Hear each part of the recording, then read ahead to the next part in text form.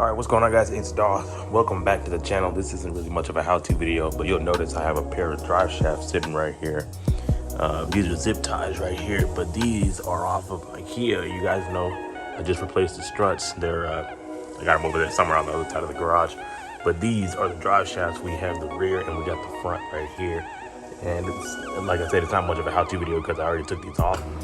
But just like with any repair that I try to do on the Kia, I always go to the auto parts store first and get the parts, and they're not the right parts. So of course, what I'm doing is I'm replacing these U-joints, but like I said, I already took the U-joints back because they didn't have any that fit. They can't find any, so I went to the Kia dealership, and they said you have to order this whole thing for $1,300, and I said no. Well, it's two pieces. He said, yeah, it's just one whole thing.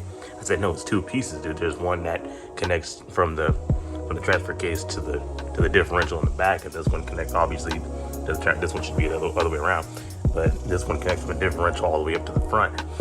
And he's like, yeah, no, it's just one piece. I said, okay, whatever. They obviously he didn't know what he was talking about. But if that was the case where I had to order this whole thing, how come I can pop these out? Look, this one's already done. I took it to work and I went ahead and popped that one out. But this is the front. Obviously the smaller one is in the front because it's 4-wheel drive, and I'll show you guys right now what it looks like in the front. Might as well, I just want to keep this channel posted and updated on what I'm doing. Like I said, it's not much of a how-to video. Here's the Kia right here. You can see nice struts up in there. I have a white phone case, so I don't want to get it too dirty. Let me see. There we go.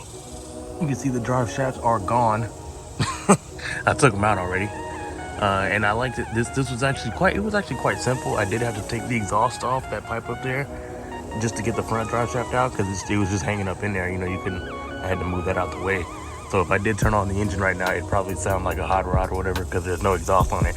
I took the pipes coming off the bottom of the engine. I took that off, so it would just sound extra loud. So I'm not gonna turn it on because the check engine light would come on, because there's no sensors and nothing like that on there. But there's the transfer case you can see right there. After I get done with these U-joints, I will be replacing the fluid, so I will give you guys a video on that. Pretty easy. You can already see the drain bolt right there. But it was pretty easy because you know how some drive shafts, they just connect into the transmission, so when you pull it out, it'll leak. These didn't. These are just bolt-ons. The big one goes right there in the middle, and then the small one goes up there in the front. But you can see I got it up here on these ramps so I can have extra room. And yeah, that's what I've been doing so far. So just an update, letting you guys know what's going on. So I got these two pieces right with the two drive shafts right here. It was just a bunch of bolts. Here are my bolts over here. You guys can see these bolts.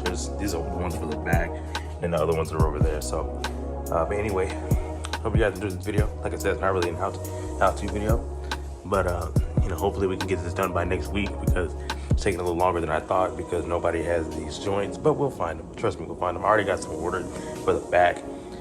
So I might be able to drive. I don't know, to be honest, I don't know if I'll be able to drive. If I put this one on, I don't know if I'll be able to drive. I'm pretty sure I will. Just leave it in 2-wheel drive. I don't really use 4-wheel drive anyway, but it was a terrible vibration, guys. I've been driving with this terrible vibration for years, over like 70, 75.